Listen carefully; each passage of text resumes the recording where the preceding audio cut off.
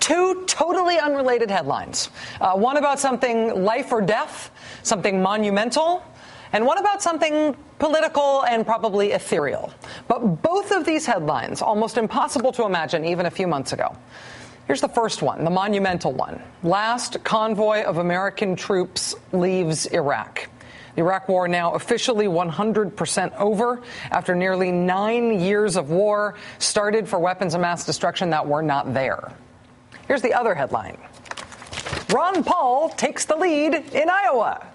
Welcome to news from the Department of Impossible. These two headlines coinciding is simply that, a coincidence. But it is a striking coincidence because Ron Paul, the new frontrunner in Iowa, is the only candidate in the Republican presidential field who is not a George W. Bush foreign policy inheritor. Ron Paul is the only one who doesn't want the Iraq war, say, to go on for longer. And Ron Paul is officially leading the pack in the first Republican nominating state as of the day that the Iraq war officially ends.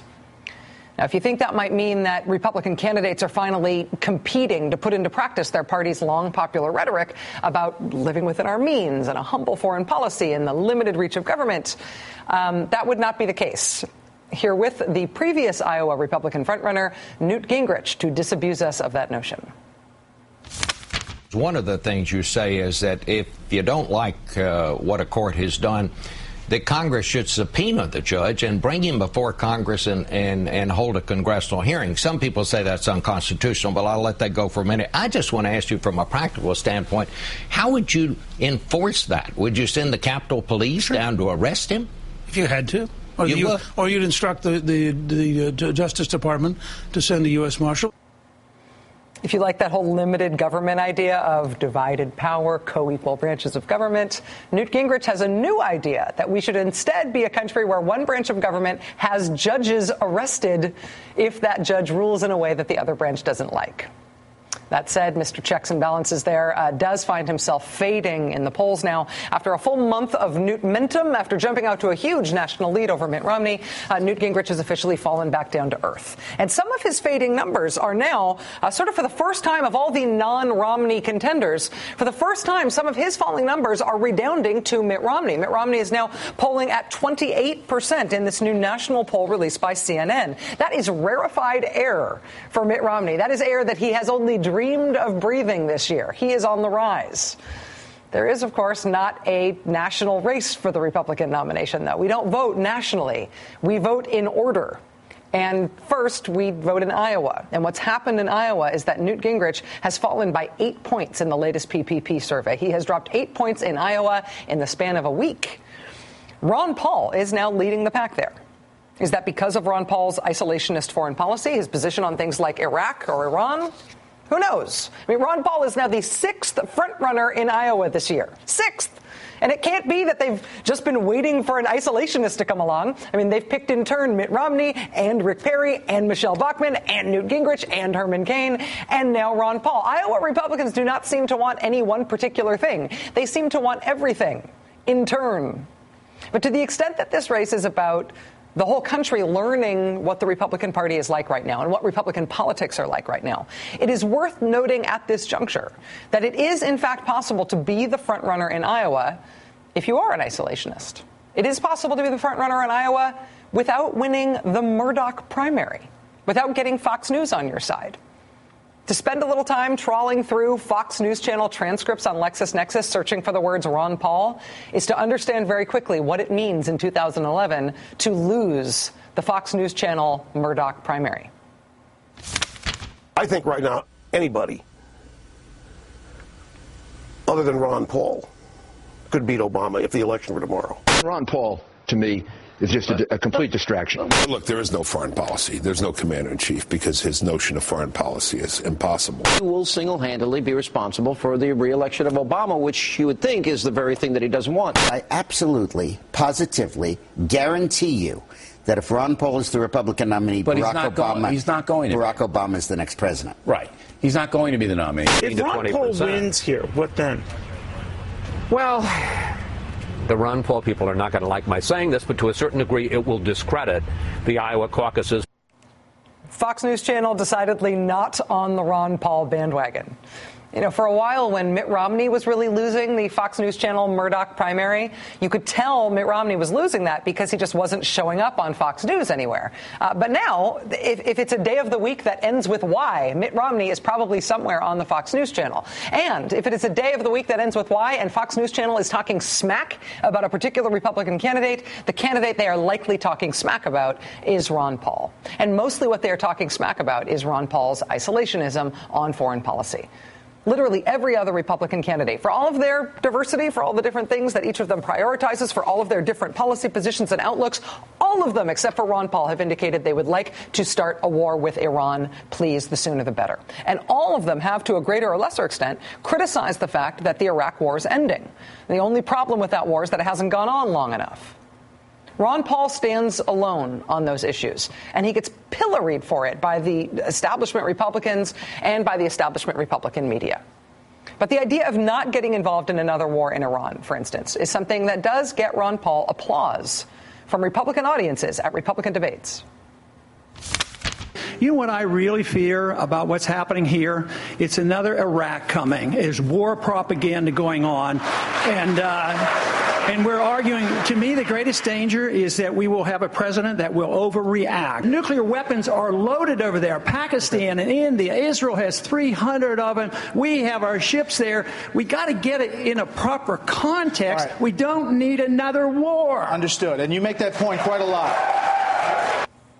You make that point quite a lot. Now, please stop making it. It is likely that whoever wins Iowa, it really will not matter all that much. I mean, it could be Ron Paul. It could be Michelle Bachmann. It could be anyone other than Rick Santorum, really. I mean, it could be Mike Huckabee, right? It was Mike Huckabee in 2008.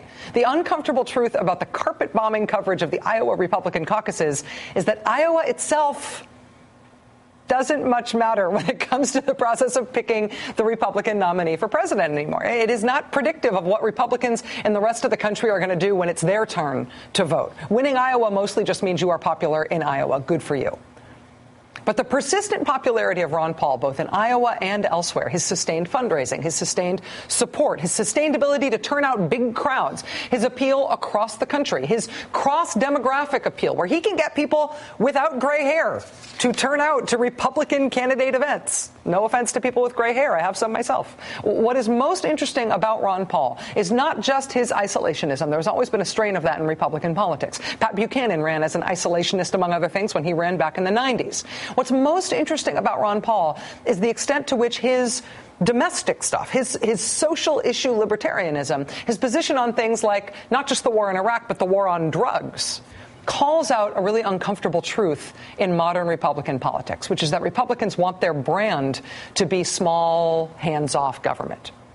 But the policies they support are more like big, intrusive government. Things like forced mandatory drug testing by the government and federal regulation of every marriage in every state in the country and rounding up and arresting federal judges, I guess now, and the government putting people in jail for smoking marijuana. Ron Paul is for the decriminalization of drugs, which is a coherent position for a small government conservative. Personal responsibility, liberty. That's what Republicans say they are for. But to be Ron Paul in this instance, in this year, in this set of politics, to be Ron Paul in this Republican Party means that in this next clip from this weekend, you are not with Republican Congressman Paul Ryan or conservative columnist George Will. In this next clip, you, small government conservative, you are with Barney Frank. Can I get an answer on marijuana, George? Are you with me on marijuana? I mean, in personal liberty, if someone wants to smoke marijuana who's an adult, why do you want to make them go to jail? As you know, with regard to marijuana, I need to know more about whether it's a gateway drug to other drugs. I need to know how you're going to regulate it, whether you're going to advertise it. I am open to the. Well, it's been around for a long time. You say a gateway. Anything is a gateway to anything. And let's put it this way. That's the slippery slope argument, which is a very anti-libertarian argument. The fact that if somebody is doing something that's not in itself wrong, but it might lead later on to something else, then stop the something else. No. Don't lock them up for smoking marijuana. Well, I like what you're calling a cop-out is I'm calling a quest for information. Now, how long is it going to last, George? We've been doing this for decades. I understand liberalism's aversion to information because it often doesn't go in their direction. No, I'm not averse to it. I've been studying this for a long time. You're on Medicare. I mean, how much longer are we going to have to wait for you to make up your mind? I wanted to get get back to the issue of social mobility, because I think it is the Good. Let's get off marijuana and onto this. It's a great embarrassment for the conservatives that they want to tell people all right, who come they on, can have let's sex get on with. it. Come on, no, Paul, this is big government. Who can I have sex with? Who can I marry? What can I read? What can I smoke? You guys, on the whole, not all of you, but it's the conservatives are the ones who intrude on personal liberty there. All right, Christiane. Taking that into account. Please stop talking about these issues. Who knows? Maybe we will start to see a Barney Frank, Ron Paul wing of the Republican Party emerge. I wonder how that would do in South Carolina. Joining us now is Dave Weigel, political reporter for Slate.com and an MSNBC contributor. Dave, thanks for being here. It's nice to have you here. Thanks. Good to see you.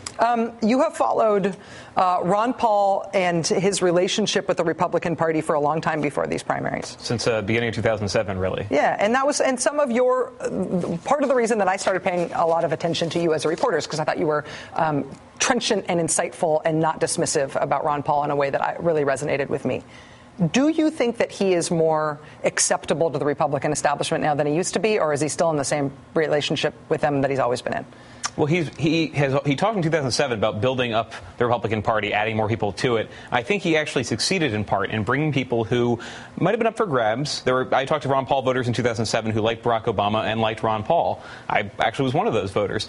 And once they were disappointed by what Barack Obama did in office, they remained in his camp. I mean, if you talk to these young people at rallies, you'll hear a lot. The first things they'll list off, the reasons they go for him, are the social issues. And then they'll list the economic crisis issues. They come over to his side the way that they could as easily be convinced by Ayn Rand as they could be convinced by Noam Chomsky. You're at that age where you're receptive to ideas like that.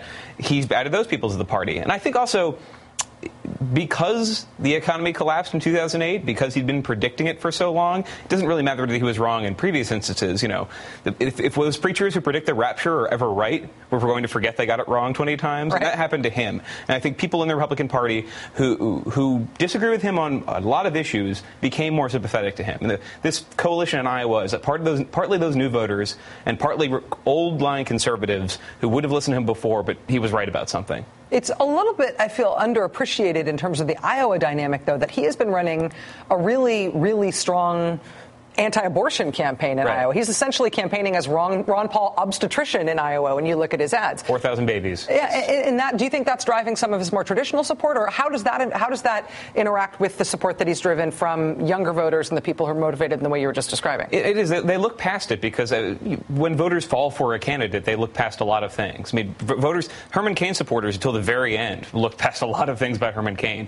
And so the people who are very social libertarian are mostly forgiven him because when will they ever get a chance like this again to vote for a guy who promises to end the Fed, et cetera? In Iowa, definitely, the way he's put this current coalition together is by campaigning very heavily on the life issue. It's a very sensitive ad where he talks to the camera for a minute about seeing a baby be thrown to a trash can or a fetus be thrown to a trash can. And he's gotten kind of away with that because no one really wants to attack him.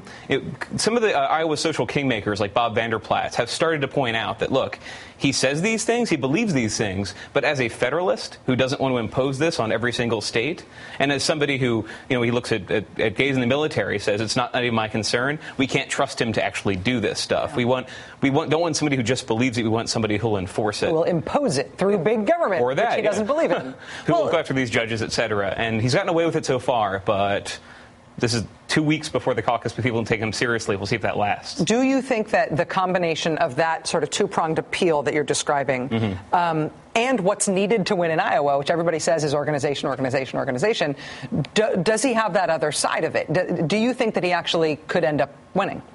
The organizational side, he's always had that. He was only about 100 votes short of Michelle Bachmann in the Ames straw poll. That's right, yeah. And actually, they've talked about this since then. No one wanted to interview Ron Paul after he came in second to Michelle Bachmann. Look, he got 10,000 votes roundabout in the caucuses in 2008.